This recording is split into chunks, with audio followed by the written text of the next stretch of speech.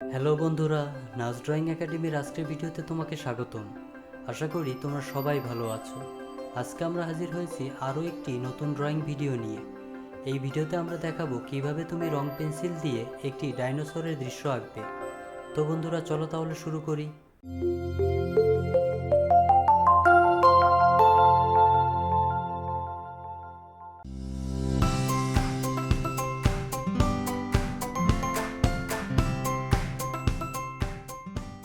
এই ড্রয়িংয়ের জন্য আমরা একটি সাদা কাগজ এবং রং পেন্সিল ব্যবহার করব।